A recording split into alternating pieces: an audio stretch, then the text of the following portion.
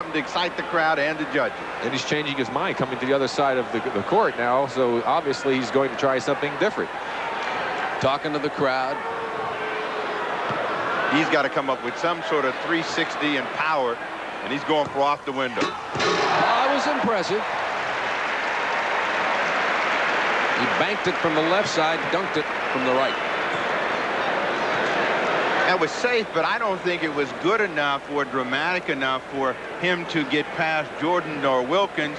Wanted to make sure he got something in, and at this point, if he would have been able to maybe turn some way in midair and catch it and throw it in, I think he'd have gotten a big score. Sure, throw it up there, Steve. Catch it, do a 316, fire it through. Something we used to do all the time, right? A 42 for Clyde Drexler. So Drexler with a 42 on his first dunk in this round. Drexler had a 45, so that's an 87 thus far. There are 3 dunks in this semifinal round. Now, here comes Dominique Wilkins, who was disappointed. He was disappointed, and the judges giving him a 49 on his first dunk. Here's a 360. Oh, what a great shot from the lunar cam, too. That's right, that camera right above the rim. Well, the heat is on, Rick. With that one, the judges are going to have to respond with their good scores. We look at the Lumicam up top, and that ought to give us a real good view of just how tough and powerful Dominique Wilkins is. 47. Oh, he got a 47. He's not going to be happy with that score. 49 the first, 47 on this one. I disagree. Well, now I'll tell you, see, he put a little flare after he put the dunk through, but when he went up, he makes the spin move, goes up nice and straight, holds it on his hair, didn't do anything spectacular with the arms. He didn't put as much flair as he normally does into his dunk, Steve. So I would think that score was more indicative of what he had performed as opposed to the last one, which he deserved the 50 on. Well, so that's going to put him into the championship round with Jordan. They get one more dunk. Well, he's got to make sure he just makes the next one. I think the other competitors have basically almost eliminated themselves. Unless Dominique were to miss 2 of them, he should go in. Same with Michael. Jordan has 98 points. Wilkins 96. Drexler 87. Smith 67. Virtually eliminated. Oh, and there's a miss, but Jordan will get a chance to replace it. But he has got to be careful now because he must make the dunk. Otherwise, the maximum he gets is 25, and that could be costly. That could make the situation resulting in one of the other players to sneak past him. This might open the door for Drexler. I think Smith would have to come up with something awful powerful. That may have closed the door. Well, it was the semifinal round. They got 3 dunks each. That was the same dunk he had just missed, and he made a slight adjustment, and you get a look high above. Now you saw him throw his arm down in there. He was making sure he didn't miss that one. Watch the right hand now. Up high, his hand is there. He ducks out of the way. Now watch him throw it down in through. Now I tell you, I think 47 is a tough score. That was a very impressive dunk. I think the judges might be affected by the fact he missed, but they're not supposed to be. And 145 is his total for the 3 dunks. He had his whole arm in there, Rick. He did. He definitely had to duck his head out of the way of the rim. And that's the twist he was talking about, putting on that kiss the rim. In other words, take his head up. He normally just went in and windmilled it from the side. This way he went past the hoop and reversed it. That's the twist. Here's Smith.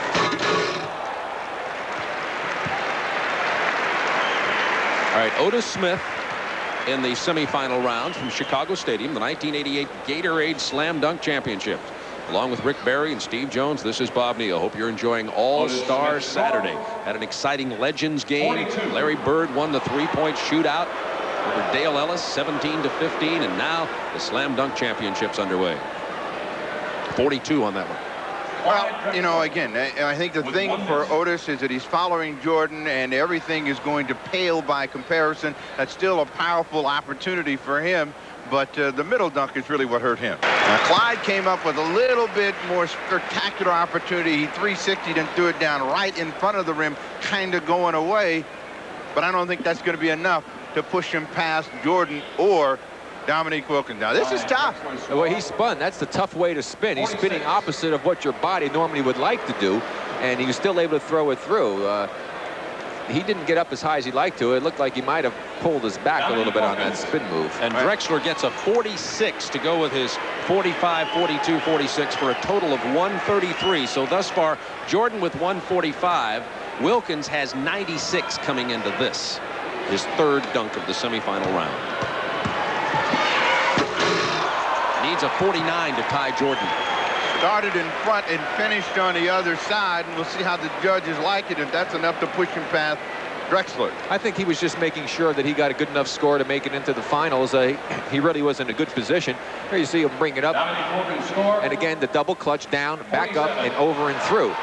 And this is, again, the flair that he has. As he goes up, he's high, all the way back down on the clutch move, past the basket, and then brings it back for the two-hander over the head. Not your routine two-hand over-the-hand dunk shot. A little more flair. He does get a 47 to give him 143 for the semifinal round. So the two finalists will be previous champions, the defending champion Michael Jordan with 145 points in the semifinal round, and Dominique Wilkins with 143 points in the semifinals. And this is what the crowd's been waiting for. The championship round. There will be a coin flip to determine who goes first. I think I'll change my pick. It's too late. It's too late.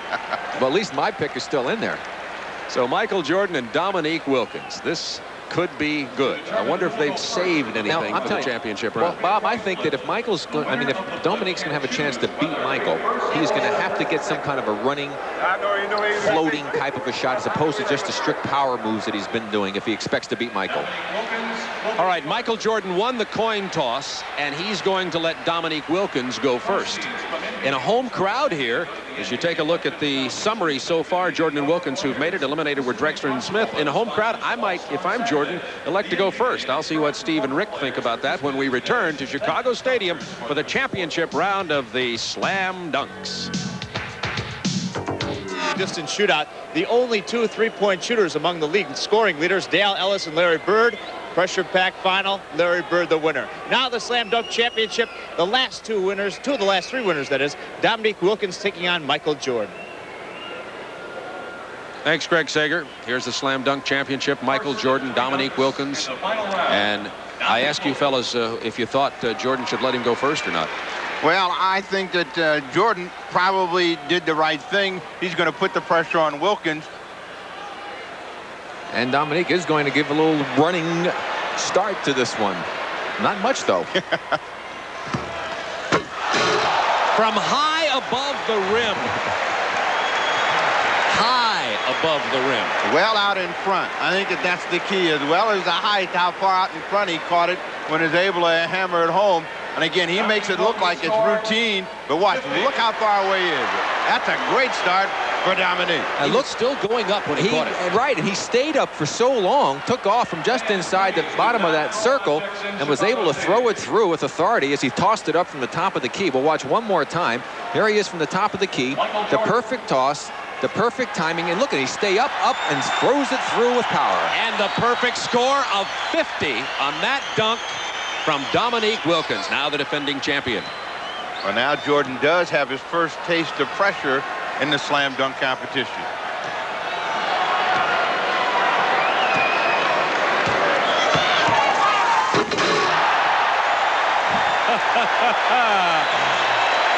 I'm predicting a 50 on that. Be hard not to give him 50 on that one, Steve. That was impressive. That time he did the two-hander double clutch, as he did look like the kiss the rim type of dunk he done before. He got a 50.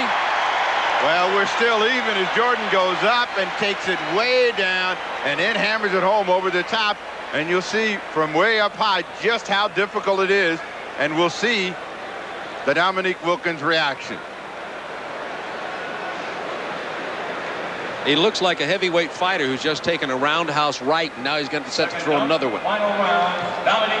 So that's the second 50 of the day for Michael Jordan, but remember the scores from previous rounds don't advance. This is the championship. Dominique Wilkins and Michael Jordan.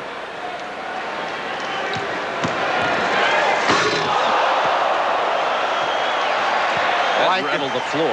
Like 45 being shot someplace. That one exploded at the bottom of the net. And that even has the Chicago fans humming, because the power that Dominique has. He has more power than any dunker that I've seen play this game, with the creativity also going along with it.